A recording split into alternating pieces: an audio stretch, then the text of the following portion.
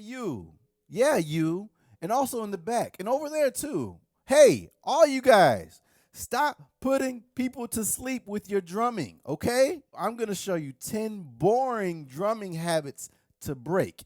And if you do the opposite of these things, I promise you, your drumming is going to get so much more exciting. So if you're ready, then let's go.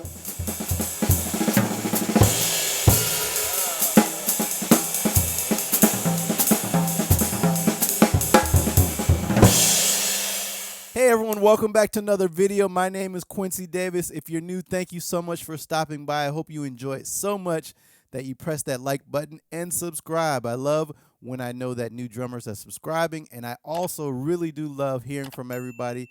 Please leave me a comment. I always respond, so I look forward to hearing from you.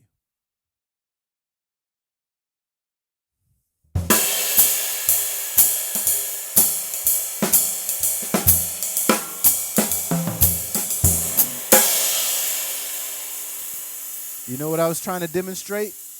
I was trying to demonstrate how you got to get your hands dirty a little bit. You got to get into the cracks of the groove. That's number one. A lot of drummers lack the usage of syncopation and cross rhythms and overall interesting rhythms. And rhythm is our business. This is what we specialize in. And if you're not rhythmically nimble, say that after me. Say rhythmically nimble. Ready? Very good. In the back especially. If we're not rhythmically nimble, then our rhythms are going to sound kind of dull, and we're not going to be flexible enough to stay in the moment and to play off of different cross rhythms that are being thrown at us, and it's going to make our playing a lot more dull. So it can be something as simple as, if you're playing time, do something better than that. Right? You're playing time, and you go.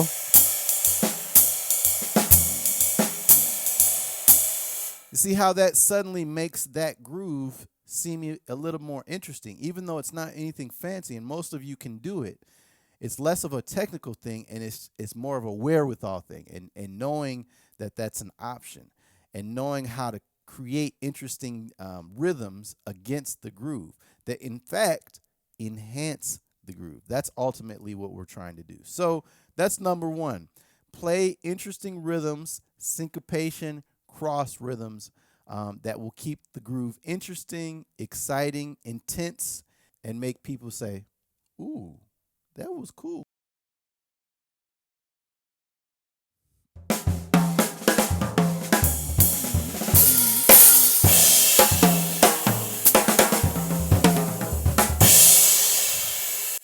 Okay, what am I demonstrating now? What am I demonstrating? Well, in the solo context, this can be applied to soloing, but also when you're playing time.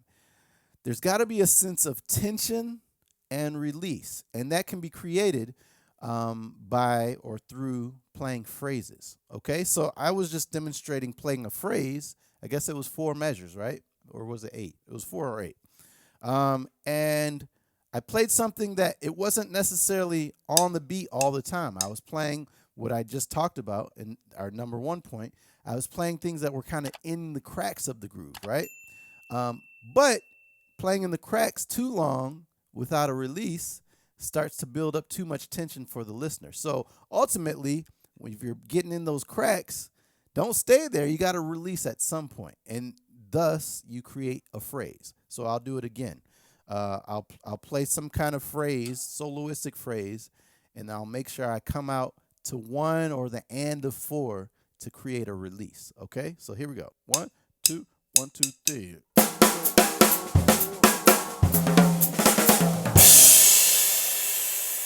Right? So now I'm going to put it in context of playing time, and specifically in jazz time. Here we go. 1, 2, 1, 2, 3. Ah.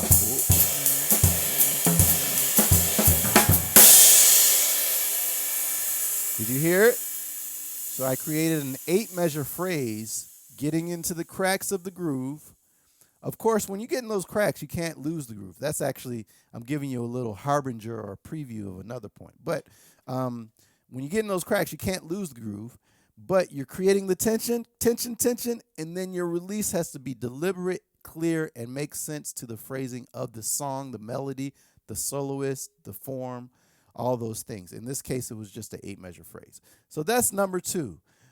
Make sure you're creating a sense of tension and release by playing phrases or through your phrases or within your phrases.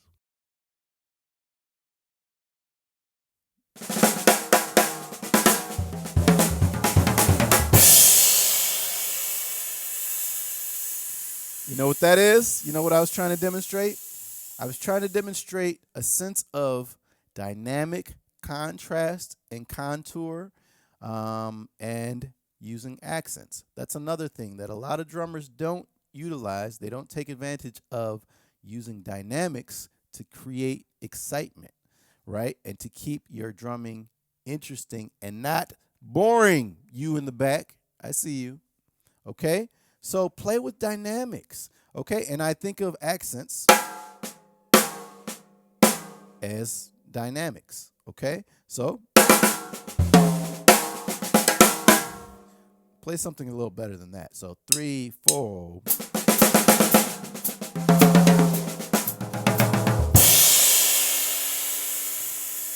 Something as simple as that suddenly becomes much more interesting than if you go.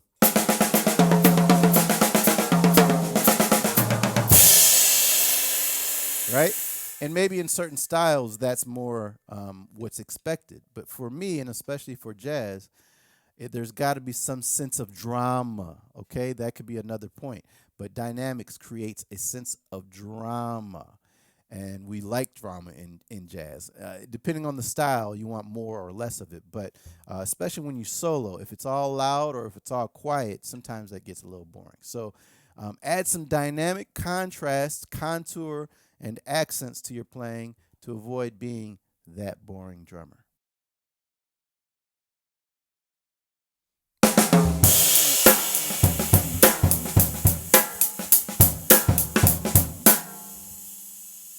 Did I get the gig? I didn't get the gig. Why didn't I get the gig? Oh, because the groove wasn't consistent. Number 4, make sure your groove is consistent. Make sure you're grooving. Focus on grooving first before anything. If we're not grooving, and I did a video a couple weeks ago about what is pocket. That will also help you understand how to better groove. But it's got to groove. If it's not grooving, then all of this is null and void. Okay, so make sure you're grooving. Make sure you're consistent with your time and with your continuum. And therefore, whatever you add to it, it's just going to be extra, and it's going to actually enhance the groove. So make sure your groove and your pocket are consistent and feel good.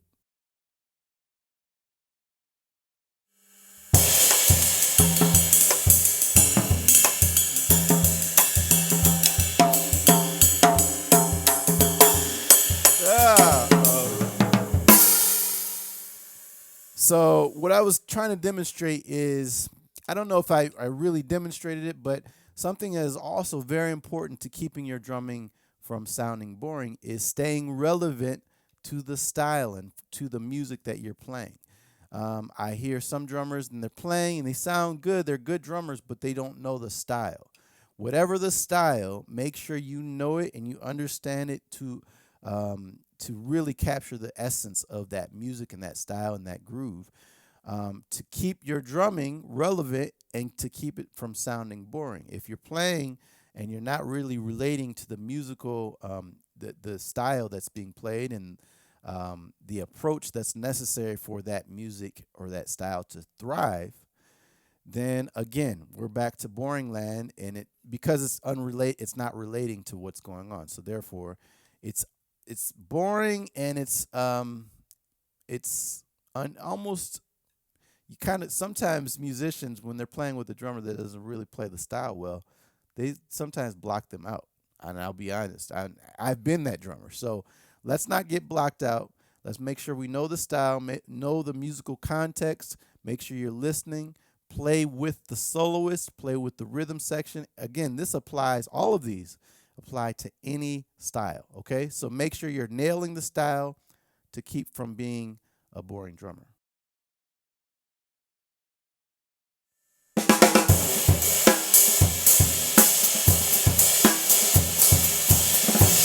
Oh.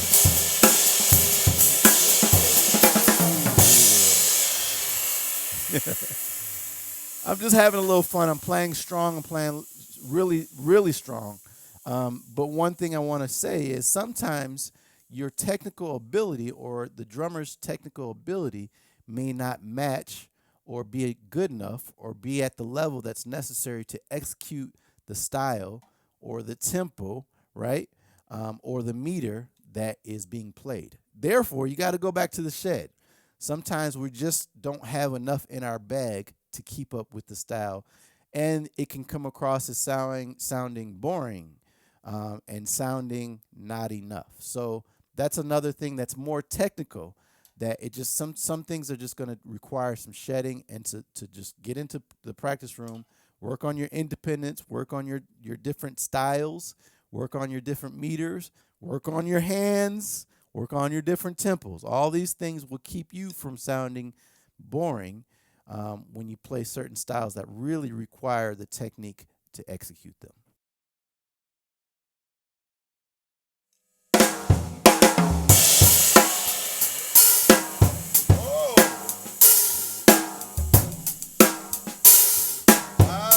If you ever see me on here and I'm not playing with conviction, or if you ever see me on a gig and I'm not playing with conviction, come up to me and tap me on the shoulder and say, "Hey, Q, what's up, man? What's going on in your life?" Because I'm not feeling it, and I can tell you're not feeling it because you're not playing with conviction. We've got to be playing with conviction every time we play. Playing with conviction means that we're playing strong. It doesn't mean we're playing loud all the time. It just means we're playing strong and we're putting everything we have into what we're playing. If we're doing that, then we're bound to make sure that people feel what we're doing, and that ultimately that's what we want to do. And that will allow us to avoid sounding what? Boring. We don't want to sound boring, so play with conviction. Now, sometimes we try so hard, right, to play perfect.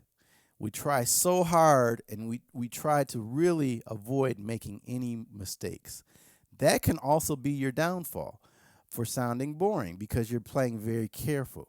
And that can never be the case for drummers. We have to let it all hang. And if we don't, then we're not actually being real, because being human and being real means that we make mistakes. That's just a part of who we are. And it's what we do with those mistakes that makes us better, more competent professional musicians. So remember that. It's okay to make a mistake. It's what you do with the mistake that really makes the difference. Don't be afraid to mess up. In fact, mess up. I want you to mess up. Sometimes I tell my students, if you're not messing up a little bit, then that means you're not going for something. You're not really going for it. Some things we should stay away from, but some things, yeah, you kind of got to go a little extra. You put a little extra in there and try it. And if it doesn't work out, then you know, okay, I got to go back to the shed. But don't be afraid to mess up a little bit, to make a mistake. Don't try to be perfect. Number nine, a lot of drummers, and this kind of goes hand in hand with my last point of trying to be perfect. A lot of drummers wait for things to happen on the bandstand, right? And if we're not leading at all times, now that doesn't mean that we're playing above the band. It doesn't mean that we're playing in a way that we only go the direction that we want to go. It just means that whatever's happening, we're in charge of it. We're in charge of how it feels, how fast, the groove, the overall dynamics. We're in charge of so much that affects what's going on. If we allow ourselves to sometimes be the initiator of things happening in the band, then it will keep things much more exciting than a drummer listening to a band where the drummer is not really creating anything, right? Sometimes, yeah, we're reacting and responding to things that are being thrown at us. But other times, we should absolutely be adding and giving and pushing the music and pushing the musicians a little bit, right? And throwing things out to them so that they can throw things back to us. It's a dialogue. It's a constant interplay and dialogue.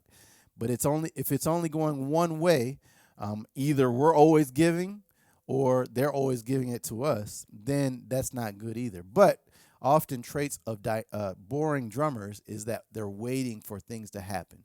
And sometimes it's okay to be the initiator. So don't be afraid to initiate something.